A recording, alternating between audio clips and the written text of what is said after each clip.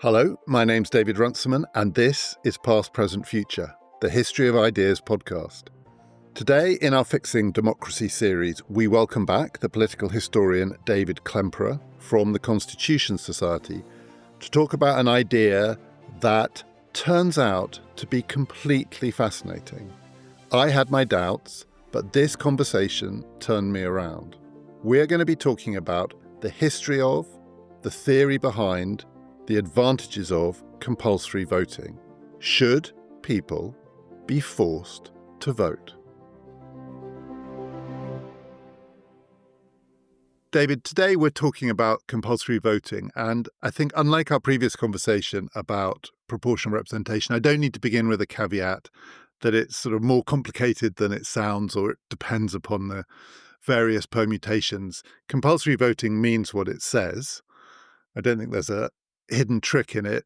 It means that you have to vote. It goes from being a right, the franchise, to a duty and a legally enforceable one. And we'll talk a bit about the question of enforcement, because that is an issue in liberal democracies, how much enforcement can be allowed.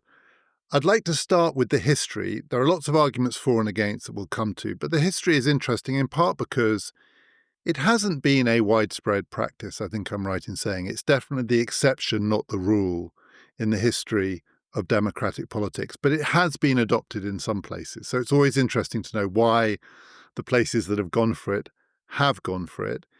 Also because I think I probably misunderstood the history. I don't know much about it. But I thought, it's nothing more than a guess, but I just assumed they probably had compulsory voting in ancient Athens. It just sort of felt like the sort of thing they would do because it was a duty. I think I'm right in saying they didn't.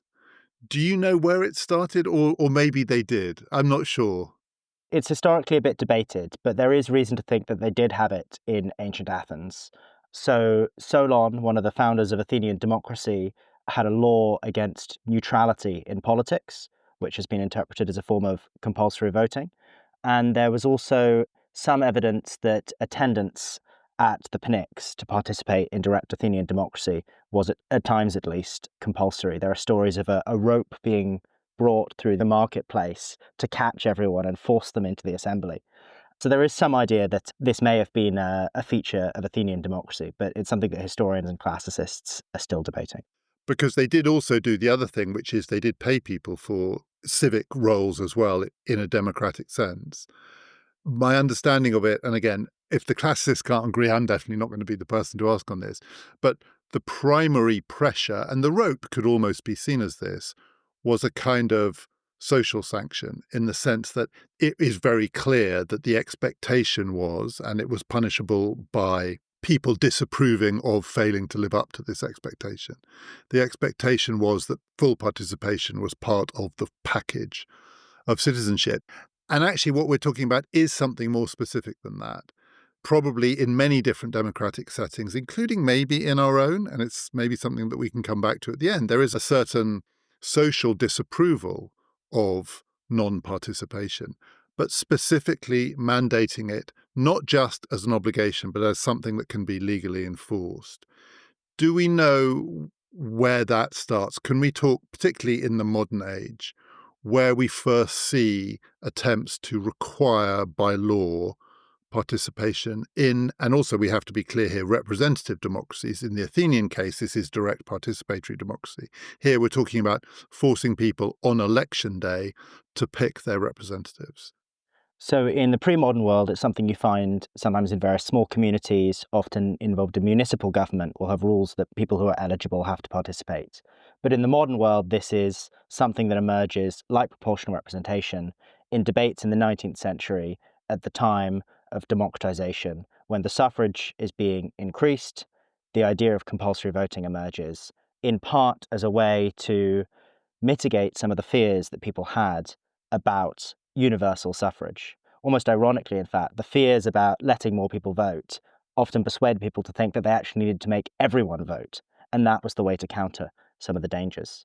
So we see compulsory voting debated in the late 19th century in France and in Belgium. It's adopted in Belgium in 1893, And following that, it is then adopted in a number of other countries across the world. So the Netherlands, Czechoslovakia, Spain, Greece, a lot of Latin American countries, and perhaps most famously in Australia in 1924.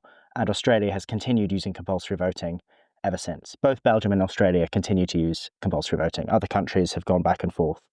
In those 19th century arguments, it is really counterintuitive, as you say. The way to mitigate your fear of everybody being allowed to vote is to require that everybody should vote. Was it because the assumption before the practice had come into effect, so that people didn't realize this assumption was wrong? Was the assumption that if you had an expanded franchise, the less qualified the people were, the more likely they were to vote? Because in a way, the argument about compulsory voting has moved almost 180 degrees the other way, and that the reason we might do it is because we know that educated people, middle-class people, better-off people are more likely to vote. And if you want to capture the full range of opinion, there should perhaps be a requirement that everybody do it. So why in the 19th century did they think, if they were frightened of the workers getting the vote, the way to mitigate that was to require everybody to vote? So the worry wasn't about capacity, it was about passion and it was about organization. And so the big fear in a country like Belgium was that the labor movement was organized. And when you allow the working class to vote, the working class is organized, it's organized through unions, and it's concentrated in industrial sectors. And so they are going to turn out, they are going to vote in high numbers. Whereas the traditional conservative voters are not organized in the same way. If you're reliant on the votes of the peasantry, if you're reliant on the votes of the middle classes who've just seen their voting power massively reduced by the expansion of the franchise, are these people going to turn out to vote? And so conservatives felt that they needed a way to counter the power of the organized labor movement. So the most important thing, I think, is this idea of organization. But in some places, you also have this idea that there is going to be a problem of sort of passionate minorities, not necessarily working class minorities. So in Australia, you had some politicians who were worried about temperance activists voting at much higher rates than other people, or anti-gambling activists, and that these sort of small groups of zealots would end up dominating a political system with low turnouts because they would turn out to vote, and the more moderate, less politicized, less engaged majority wouldn't bother participating. And so you'd end up not with a tyranny of the majority, but a tyranny of the minority. That then cuts across the question of the voting system as well, because the idea that a passionate minority might nonetheless, particularly in a general election, dominate presupposes a non-majoritarian system, presumably. Presumably, or it supposes turnout so low that even in a proportional system, those minorities are able to get disproportionate representation. Was there ever a thought that a simpler solution than compulsory voting was to have minimum thresholds for at least certain kinds of political voting practices? So it's a thing that you see in referendums all the time, the fear. In a way, that fear in contemporary politics, in a country like Britain, most often comes out in relation to referendums, that if you have a referendum, a passionate minority might, if you don't have thresholds, win the day. Was there ever a thought that there were thresholds that could mitigate against this? This is actually linked to the idea of what potential sanctions you could have for non-voting, because one idea that was sometimes proposed was that if turnout is too low in any given district, that district should lose its right to have a representative at all. So the idea there is that, we don't want, socialists winning through their greater organization this low turnout district, so that district don't get a representative. This was never implemented anywhere, but it was something you see proposed in France and Belgium over the course of the late 19th century. And that's one where it's quite a nice idea in theory. It is very hard to see that working in practice because that is radical disenfranchisement, that there would be pockets around the country that simply didn't have representation at all. Yes, and this is the idea that proposal repeatedly ran up against, was that it was seen as taking away people's right to vote, and therefore it never gained much traction. But I think it expresses the kind of fears that compulsory voting was designed to address, which is a fear of passionate minorities and a fear of the organizational power of labour movements. Belgium and Australia, I'm not sure how much they have in common, and yet they are the two flagship examples of this. And Belgium is interesting. So we talked about Belgium in relation to proportional representation, also plural voting. Belgium sounds like it was the great late 19th century laboratory of democratic experimentation. Why? Well, I think there's a Marxist answer to this, which is that Belgium was one of the most industrially advanced countries in Europe. Belgium, in the sort of late 19th century view, was, along with Britain, one of the only countries that was sufficiently industrialized that it looked like it was about to get a working class majority. And so these issues of enfranchisement and what politics will look like when the working class are a numerical majority or potentially close to a numerical majority in your representative system, well, I think were first posed in Britain and in Belgium. When it was adopted in Australia, how controversial was it? And was there serious pushback on what we might call liberal or civil liberties grounds that you just can't force people to do something which is a basic democratic right? In Australia, it was not particularly controversial by the time it was adopted. So there'd been a series of debates over it from the late 19th century. It had then been adopted in the state of Queensland in 1915, very much because the Liberal government in Queensland was worried about the organisational power of the Labour Party.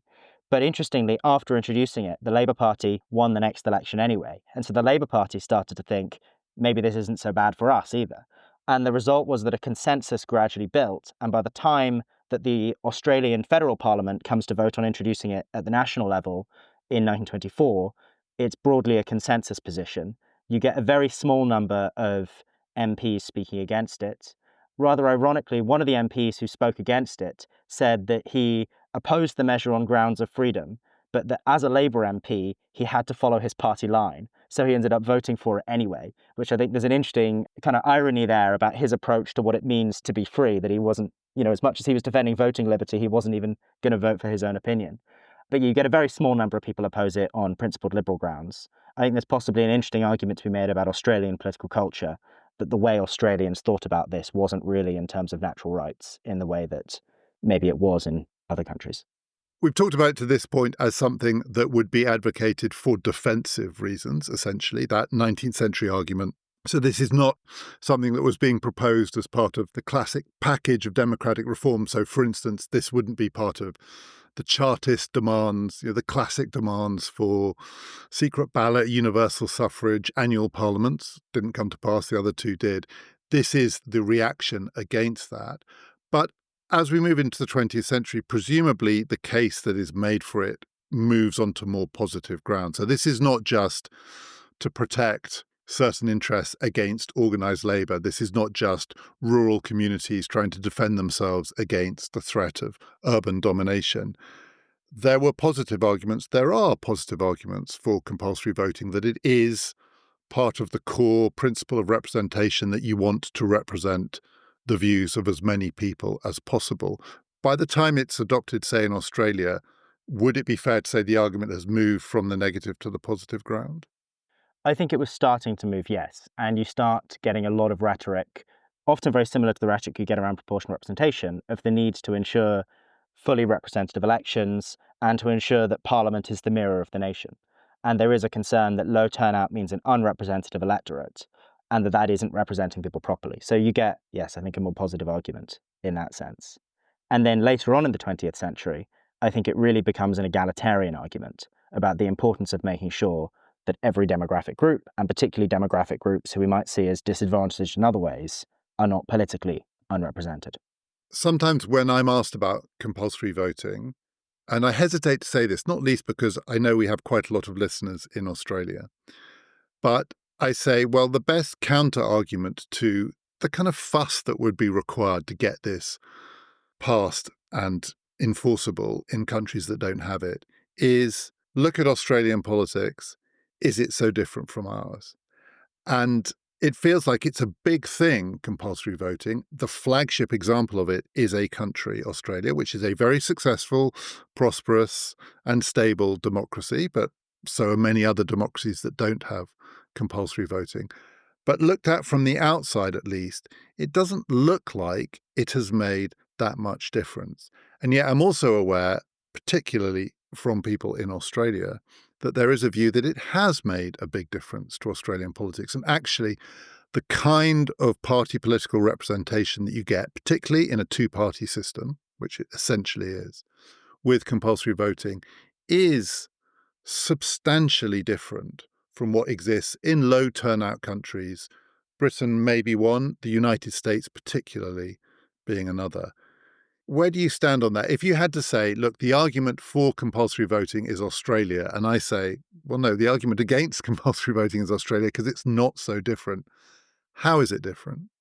So I think it's always difficult to make these kind of arguments because what countries are like and what their democracies are like is always the product of a whole range of different factors.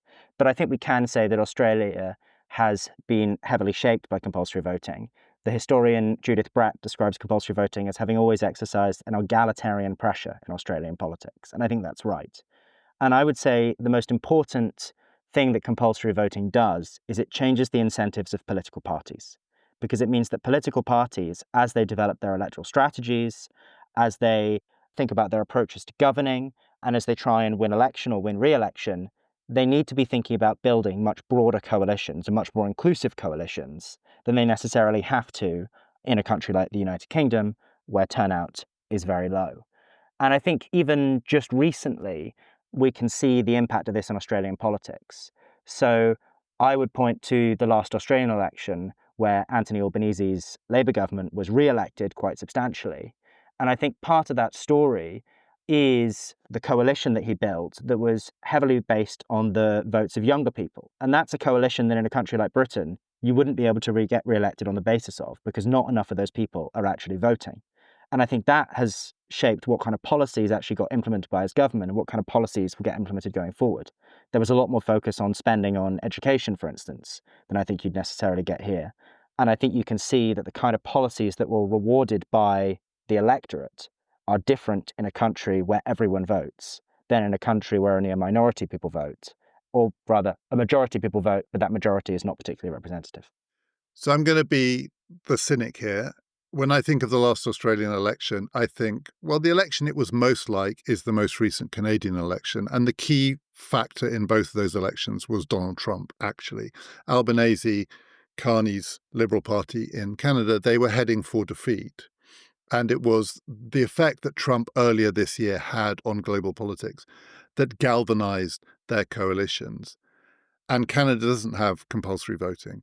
On the other hand, I am prepared to believe that the package that Albanese's Labour Party put together, were they to be elected, had a broader range of policies in it because they were trying to appeal to different groups. So in a way, I think I would be more persuaded not that this explains the Labour Party's ability to win that election, but that it maybe explains the kind of things that might happen were an act of God or the arrival of Donald Trump on the scene to allow the Labour Party to win that election. I think the Trump factor obviously played a role, but I think it's nonetheless looking at the very different coalitions that Carney and Albanese put together. Carney's support was overwhelmingly amongst the old, Albanese's support was overwhelmingly amongst the young. And I think you can't separate that from the story of what those governments had done. Trudeau's government in Canada, that preceded Carney, was widely seen as having failed to deliver in lots of ways, and especially deliver for young people. And they had to be elected purely on the basis of the Trump factor. Whereas Albanese could point to a record of delivering for the kind of people who vote in Australia but don't necessarily vote so much in other countries. And I think that the Trump factor helped him, but I don't think it was so universally decisive in the way that it was in Canada. I mean, Albanese was possibly heading for defeat, but he was heading for a very narrow defeat if he was, whereas the Canadian Liberal Party was heading for a kind of wipeout of the kind the Conservative Party in this country had seen. And in the Canadian case, it did require a change of leader, which it obviously didn't in the Australian case. When you said there that one of the consequences of this in Australia is the kind of coalition and the breadth of the coalition that needs to be assembled under compulsory voting conditions in essentially a two-party system. So the counter there is the United States. We talked a bit about this. The parties in the United States, in often very low turnout elections, US presidential elections, 50-ish% of the electorate turnout, partly because of the size of the country, and it's a national election in a very federal and federated system.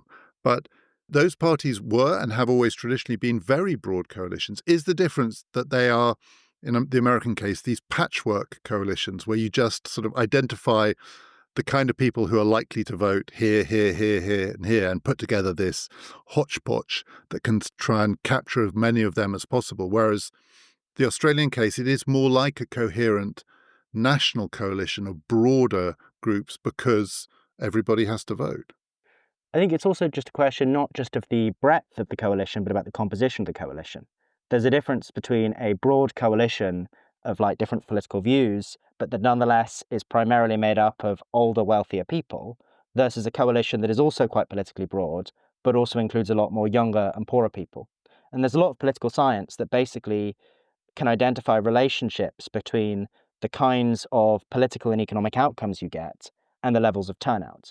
And when turnout is low, you tend to get a lot less redistribution, because in practice, that means that every party's coalition is less made up of low income people. And so they're going to be less interested and less rewarded for doing various kinds of redistribution through taxation, through the welfare state. But when turnout is higher, that tends to mean that you have many, many more low income, working class people voting. And then parties, the way to think about it, I would say, is that if we think of parties as responding to the median voter, what compulsory voting does is it really changes who that median voter is. So in the UK, for instance, the median UK adult is under 50, but the median UK voter is over 50. And if we had compulsory voting, the average voter would be much younger, much poorer, much less likely to own their own home. And that would change what it means to appeal to the median voter and what it means to put together a winning coalition. Is Australian politics significantly more redistributive? I'm sure it is than North American, US politics, and probably than British politics since the 1970s. But is it significantly more redistributive than your average Northern European or Scandinavian country that doesn't have compulsory voting? I mean, I think the difficulty with a kind of one-to-one country comparison like that is that you're expecting compulsory voting to do the work of a whole range of different factors. So I think what we should do instead is look at things on the more aggregate level. And when we do look at things on the aggregate level, political scientists do tend to find a link between compulsory voting and lower inequality, and between a compulsory voting and more social spending. The other thing we can do is we can look at what happens when compulsory voting is removed, or in fact, where compulsory voting is added. There are a number of examples of where compulsory voting has been added or removed, and that has led over the sort of subsequent 10 years to a huge shift in the distribution of public spending, for instance. So, for instance, that happened in the Netherlands, am I right? Yes, that happened in the Netherlands in 1970. It happened in Venezuela in 1993. And Venezuela is perhaps the starkest example where turnout dropped dramatically, especially amongst the urban poor. And the result in the subsequent decade was a swathe of very kind of radical neoliberal policies that politicians were suddenly free to implement because they would have faced electoral consequences for that kind of politics in a world where those people were voting. Why would a country like the Netherlands move away from compulsory voting? Was it because certain politicians realized that it was no longer serving their interests, or was there any meaningful popular resistance to this? Do people mind being forced to vote? Does that resentment build up over time to the point that politicians might think it's not worth it? In the Netherlands, I think it was the result of a sense that it wasn't really needed at the time. So turnout was extremely high, and it was 1970. So this was a time when turnout was extremely high across the world. And so there was this sense that compulsory voting didn't really make much difference either way. And I think political parties in the Netherlands felt that they could get rid of this measure that was seen as a bit of a hangover. When compulsory voting has been challenged in Australia and in Belgium, it's been extremely politically controversial. I think what's interesting about compulsory voting is how much countries that have it see it as the most natural thing in the world and almost resent the idea that there's anything wrong with it. And countries that don't have it, politicians in those countries see it as some kind of horribly radical idea that they would be scared to do. Interesting, I don't think publics necessarily think that. I think there's a consistent gap between the sort of political elite in Britain that tends to be quite skeptical of compulsory voting and the public, who almost all polling tends to show a vaguely in favour of it if pressed.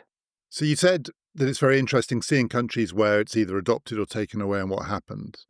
I want to ask you a kind of counterfactual version of that, which is about recent British political history, because I think there is a really interesting question about whether British political history could have been very different if we'd had compulsory voting. There are lots of different ways of framing this, but I want to push you on two votes, essentially, that followed each other in quick succession: the Brexit referendum and then the general election that took place in 2017. So the Brexit referendum, one of the features of it is that a significant number of people who don't vote in general elections did turn out to vote in the Brexit referendum. And it is thought that a big part of the vote leave strategy was to reach those people. And then the result came as a great surprise to many people because they weren't used to that electorate. Had there been compulsory voting, presumably the mainstream establishment political parties would have been better attuned to the preferences or the interests of people who traditionally don't vote in British general elections. So that's a long-winded way of saying, if we'd had compulsory voting, would we not have had Brexit? I think there is an argument for that, in that I think that it would have given us, over the long term, a more responsive politics and made it harder to have the build-up of people outside the system whose disengagement and resentment isn't being picked up upon. Say Britain had had 10, 15, 20 years of compulsory voting. The thing that seems distinctive about the Brexit referendum was just the astonishment of the political class as to what people actually thought. And it does feel to me like that is a big part of the case for compulsory voting for politicians, which is you're less likely to be really surprised, particularly if you have a one-off vote under a different kind of system. It relates a bit to what we're talking about with proportional representation. One of the things that politicians want is some certainty and predictability. And presumably compulsory voting does help with that. Yes, absolutely. I think that's very much the case. You can even see other examples in history of where sudden spikes in turnout in favor of anti-system parties. I mean, in Weimar Germany, the Nazis benefited from a big spike in turnout when they started to really, really gain votes. So I do think that there is a strong case that compulsory voting is very beneficial for stability, and it's very beneficial for enabling your political system to rapidly identify and respond to growing forms of political discontent. So the second counterfactual I want to give you doesn't make sense with the first counterfactual. So we have to separate them out, because if we had had compulsory voting, 2016, 2017 would have been different, because the 2017 election was the post-Brexit election. Nonetheless, it was another election that astonished people. What astonished them was that Jeremy Corbyn came pretty close to being elected Prime Minister.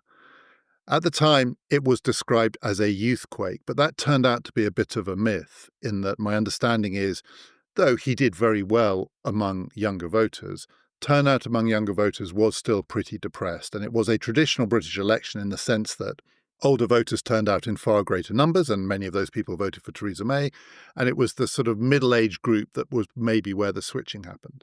All of that, nonetheless, leads me to think, in the light of what you said about Australia, that if that election had taken place and young people had been required to vote, so turnout among the young had come close to matching turnout among older voters, there's a pretty good chance Jeremy Corbyn would have been Prime Minister.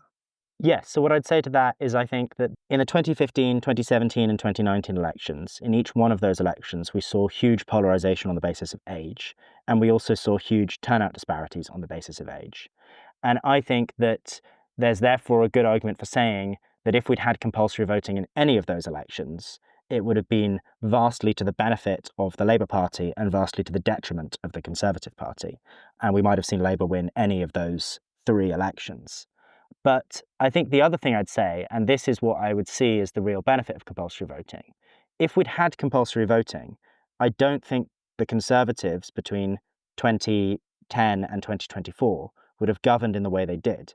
And I think, especially in the early part of that period, someone like George Osborne, I think, was a very astute political operator who, when he was implementing austerity, understood which groups he had to protect and which groups were essentially a kind of free hit.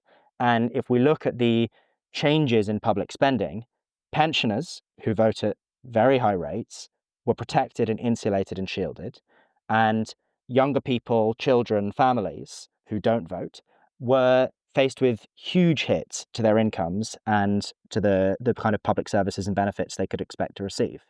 And so I think we had a very kind of sectional government in its approach that knew it could do that and knew that that was not just a viable, perhaps even a smart political strategy. And I think with compulsory voting, you wouldn't have been able to have a government that could expect to win re-election while carrying out policies like that. And so I think the whole dynamic of politics would have been quite different. Now that we've got a Labour government, why aren't they pushing for compulsory voting? Sounds like it would make more sense and benefit them more than, say, lowering the voting age to 16. I think that given what the Labour government says its aim is to do, it would be much more strongly rewarded for delivering on those goals if it had compulsory voting. Because the Labour government's theory of change, essentially, is that it is going to carry out a set of reforms and that is going to deliver economic growth and lead to more house building, more jobs, and above all, more growth, and that it will be rewarded electorally for delivering on growth. Now, there's a lot of very interesting political science that has looked at how do different groups of the electorate respond to different kinds of outcomes. And what the evidence shows is that working age people are very responsive to economic growth. When growth is high, they're more likely to re-elect the government. When growth is low and when unemployment is high, they're more likely to vote against the government.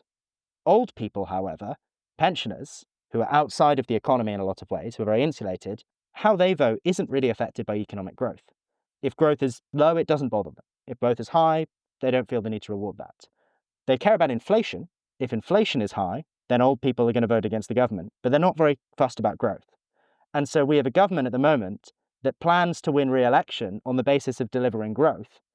And it strikes me that if I were them, I would be worried about, well, how much of the electorate is actually interested in that? And I would be interested in creating an electorate that was more likely to be responsive to getting those kinds of benefits. That's really interesting. So, on the practicalities of this, when we talk about compulsory voting, let's go back to Australia because it's the main example. How much is it enforced? So, Australia does have very high turnouts, I think in the mid 90s, isn't that right? So, does that mean roughly 5% of people take the hit and pay the fine? Or is it thought once it's above 90%, the goal has been achieved and it doesn't have to be particularly stringently enforced? Is this a policy that requires quite a lot of active intervention and enforcement by the state, or does the mere existence of it on the statute book usually do the job? So I think there's a difference between countries that have just introduced compulsory voting and countries that have had it for a long time. So Belgium, for instance, hasn't actually punished anyone for not voting since 2003, but continues to have turnout rates in the high 80s. And there, I think it's just about establishing a norm and telling people repeatedly that it's compulsory has the effect. Australia is interesting because it's one of the countries that actually does most to enforce compulsory voting. And what happens in Australia is if you don't vote, you will receive a letter that basically says, we noticed that you didn't vote. Would you like to provide us with an excuse? Or would you like to pay a fine of 20 Australian dollars, which is about £10? And most people provide an excuse, and some people pay the fine. There are a range of different excuses allowed. I don't like any candidates is not an excuse, but I have a religious objection to voting is an excuse. And so if you're willing to make the effort of writing in and saying, I have a religious objection to voting, they won't question it, it will just be accepted. But it's almost the idea that you have to write in says that you can't just not vote because you weren't thinking about it, or you were lazy, or you didn't want to vote for any candidate. You have to go and spoil your ballot if you do that. So some people pay the fine, some people write in, but it's pretty rigorously enforced that you have to do one of the two. And as you say, compulsory voting doesn't mean you have to pick one of the candidates. It's perfectly legitimate to spoil your ballot. Sometimes in these arguments, it's framed because people do instinctively feel, I think, that being required to vote in an election where you genuinely do not want to back any of the candidates feels like a real intrusion or an imposition. So you can spoil your ballot, which is a slightly frustrating thing to do. And sometimes it's framed as this should go along with a none of the above option. So that actually there is a measurable way of capturing those group of people who have been frog marched to the polling booth and want to express their overall dissatisfaction with the system. Does that ever get adopted anywhere? Is a none of the above option ever been put in practice? Depends what you mean by put into practice. The existence of a box that says none of the above is actually pretty common in democracies around the world, some of which have compulsory voting, some of which don't.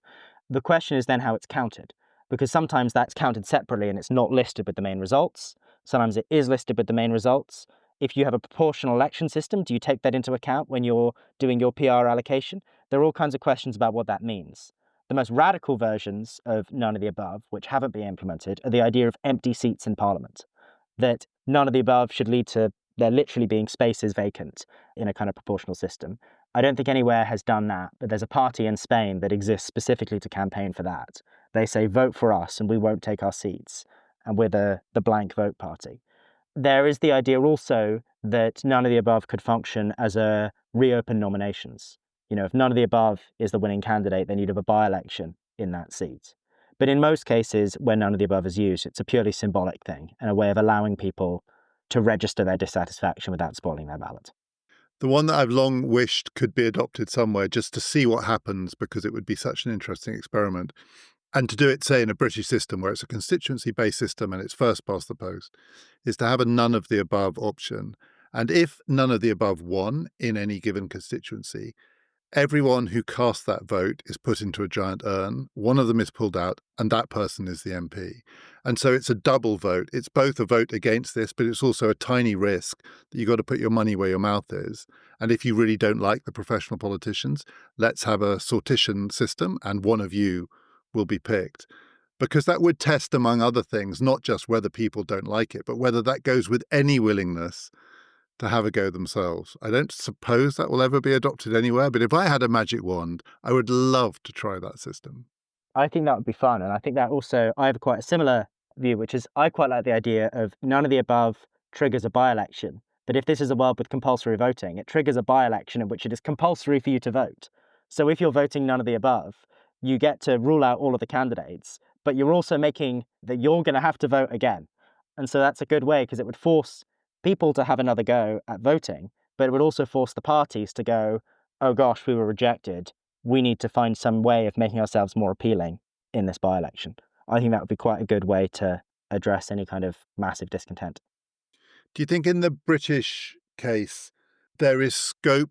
We've talked about whether the Labour Party has a strong incentive to do it, but there's a scope for a reform on this scale that isn't tried out somewhere on a smaller scale first. Is this the kind of thing you think that would need to be adopted? I'm thinking about how these kinds of changes could happen in an established democracy like Britain, and one that is pretty attached to its practices. I think the public have a certain sentimental, or more than sentimental, attachment to the way that we do things. Beyond it being in the Labour Party's interest to do this, on the question of just how it might come about. I mean, they could enact it in Parliament tomorrow. They've got a big majority and they would probably get it through. But I'm suspecting they're not going to do that, because it would look a bit like they were trying to gerrymander the system in some way. Can you see the circumstances in which, say, in 10 years' time, Britain has compulsory voting? Would it start with trying it out at the local level? How would it work? So I think there are two things, or perhaps even three things. I think the first is if turnout is consistently really, really low. I think if we saw an election where official turnout sunk below 50%, I think that might be considered as some kind of crisis. And I think you might then get the emergence of a consensus in favour of something like compulsory voting. And just to be clear, I think it's 59 the lowest that we've had. 59 of registered voters is the lowest we've had. But interestingly, if you take into account gaps in registration, the last election was in practice about 53. So with registered voters, it feels like the floor is just below 60%, because we've had a pretty disengaged electorate and quite a few elections where people have not really felt massively enthused by the options.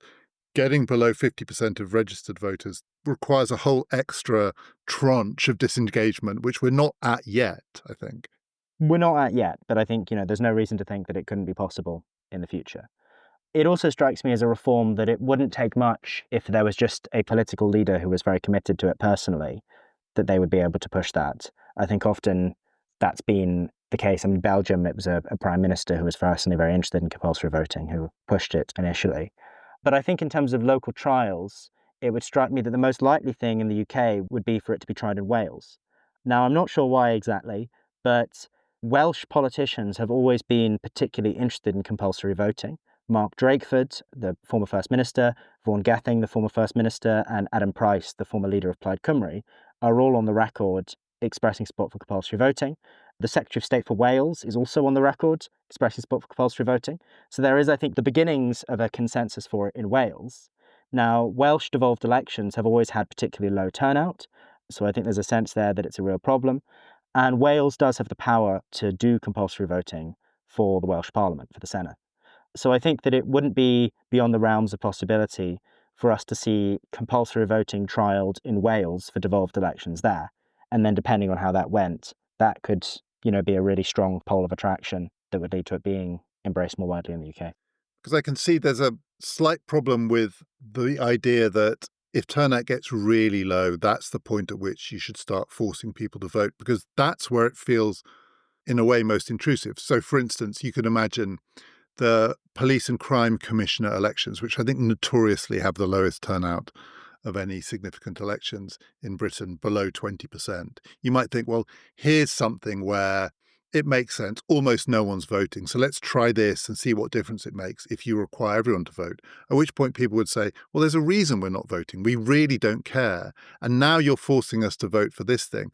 So the stakes have to be high enough, I think, for it to make sense to require people to vote. There must be a risk that if you get that balance wrong, it's like you're requiring people to do something that they have strongly signaled they do not have an interest in doing. And then it does feel intrusive.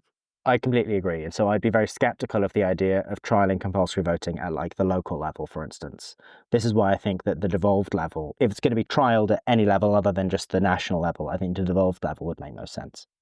So I'm now going to ask you more broadly. So we've talked about proportional representation. We've talked about compulsory voting. I've told you I would like to wave my magic wand and force people who say none of the above to run the tiny risk that they will end up spending 5 years in Parliament as the elected MP for their constituency, or rather the randomly chosen MP for their constituency. When you look across, we'll take British politics as our example. It would be a different answer if it was the United States. It would be a different answer depending where we were. But we are in Britain. If you look across British democracy now, which faces many challenges, and many of these challenges are to do with disenchantment and disengagement, to do with uncertainty, as we talked about before, an electoral system that really does feel very unpredictable looking forward to the next British general election.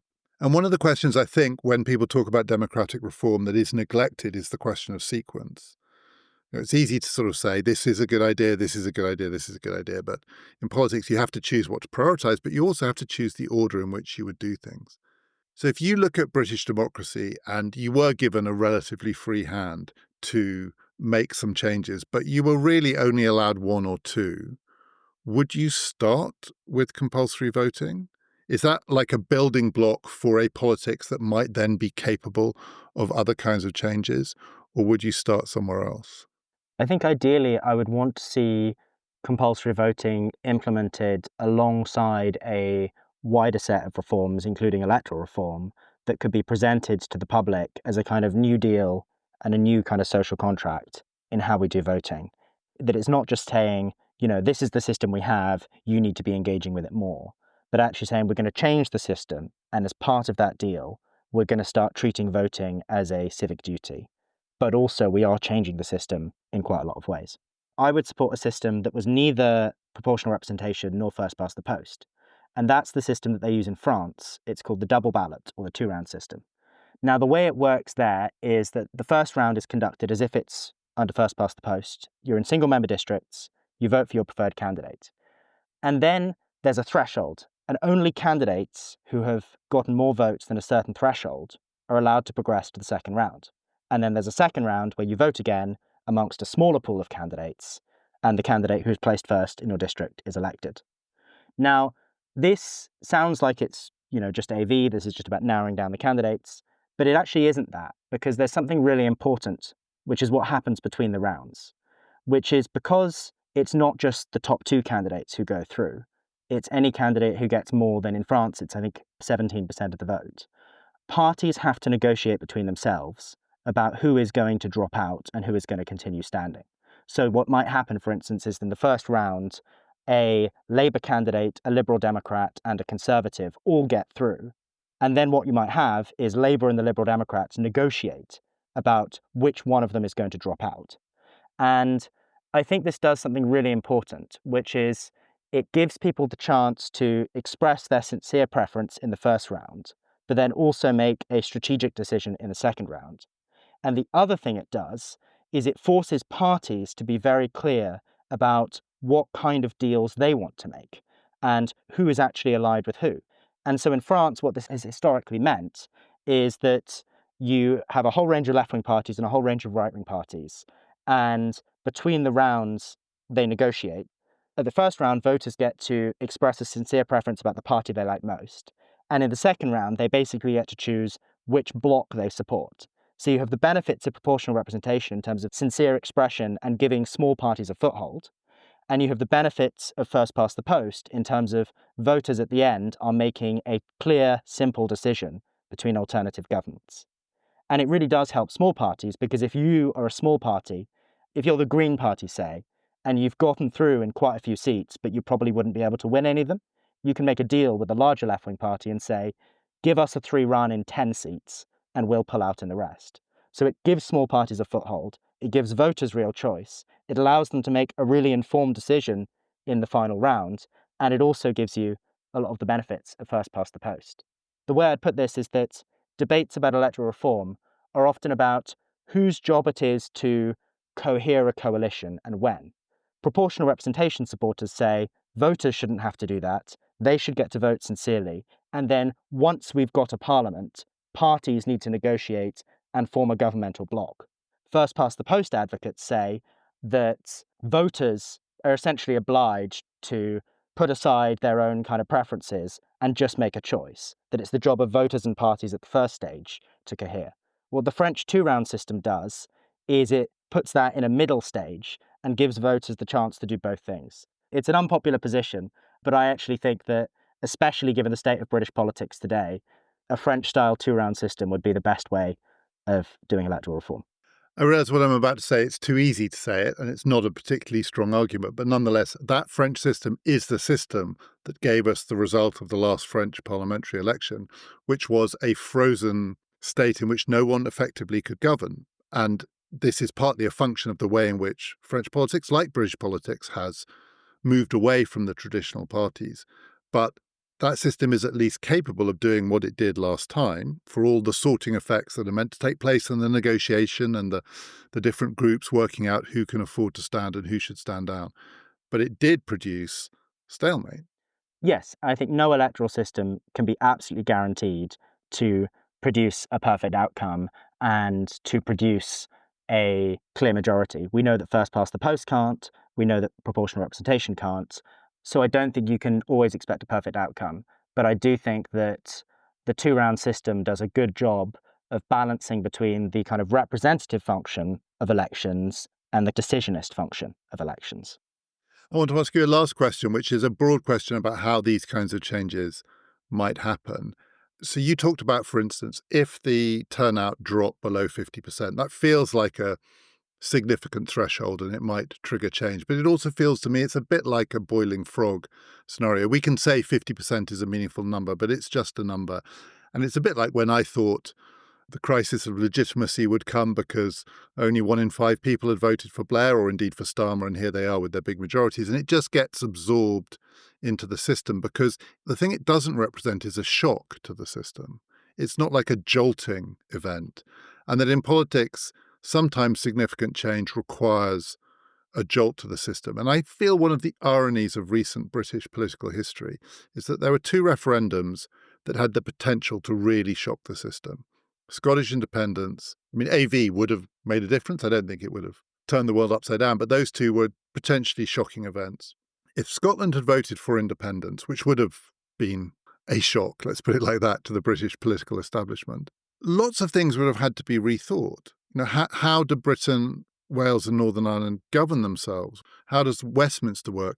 It seems almost inconceivable that it wouldn't have required some kind of rethinking of the UK constitution, maybe even a constitutional convention. It would have been an opportunity to question a lot of things, because putting that state back together without Scotland would have required rethinking how it worked. Didn't happen. Then there was another shock to the system, the Brexit referendum, in many ways a bigger shock. But for me, the irony there is that what people interpreted it as was a vote to just fall back on parliamentary government in its traditional sense and not to rethink how it works. The first shock would have required a rethink. The second shock should have, but somehow people interpreted it as just reclaiming sovereignty. But I still believe that probably for these kinds of reforms, a package of reforms, a kind of rethink of the piece, these obligations, these rights, we will do this and we will ask this of you and we will give you this in return, is going to take something that doesn't just cross some threshold, but actually blows it up a bit. Yeah, I'm sympathetic to that. One thing that I was actually thinking about when I first started thinking very seriously about compulsory voting was something that you'd actually said in a lecture many years ago. You said that when democracies get stuck, the way they get unstuck is they bring more people into the system. So that's part of my argument for enfranchising children, which we're not doing in this series. But anyway. Well, it strikes me that if you want to bring a lot more people into the system to get democracy unstuck, compulsory voting is exactly one of the ways you do that. You take all these people who politicians have been able to ignore, who've been disengaged, and you bring them into the system. And I think that could actually be a really productive and useful shock to the system. And in a way, that does feel like it does make sense, or would have made sense, as a response to the Brexit referendum for the reasons that I said. There was this shock. Here are the politicians, as well as thinking, what are we going to do about it? And taking the slightly, to me, quixotic stance that what we'll do is carry on with business as normal and absorb the shock into the system. But you'd think one of the things they might conclude is that we need to be better attuned to the people who have just voted for this. And general elections are not a good signalling device for that. So what could we do which would be a better signalling device? Let's try and combine these two events. And compulsory voting is the way to combine them, essentially, because a referendum brought in, as the Scottish referendum did, it brought in voters who don't normally vote.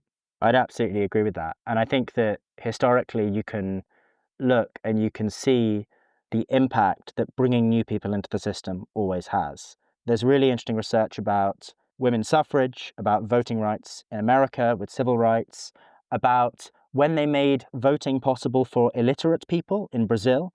Each of these instances, you bring a new set of people into the electorate, and you can look at what happens to social and economic policy.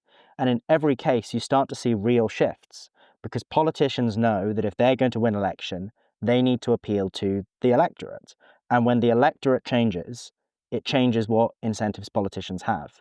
So in Brazil, when they introduced electronic voting with pictures of candidates to make it easier for illiterate people to vote, that actually led to huge increases in health spending targeted at poor areas, because suddenly politicians were like, I need to take those people's interests into account.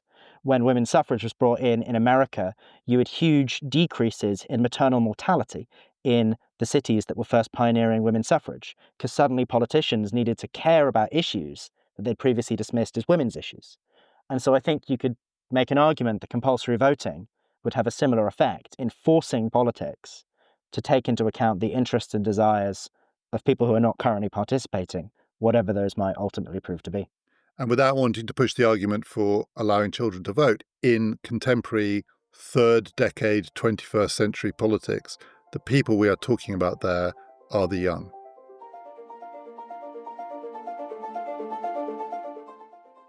If you have any comments or questions about our Fixing Democracy series, things you think we've left out, things you would like to ask about the ideas we've discussed, we will be putting out an episode at the end of this series to respond to lots of the interesting ideas that we've heard already, and David will be joining me for that. So these questions and comments will go to David Klemperer as well as to me, if I have things to say too. If you'd like to contact the podcast, just go to our website, ppfideas.com. There is a contact page. We would love to hear from you. Next Wednesday, the 15th of October, we are putting on a PPF live event at the Cheltenham Literature Festival. It's called Who Rules the World? Trump, Tech, and the Fight for the Future. I will be joined by Bruno Mackayes and a very special guest, Sarah Wynne Williams. If you don't know who Sarah is, I just suggest that you Google her. Tickets are available now. You can get them by clicking on the link in the show description or going to our website, ppfideas.com. We would love to see you there.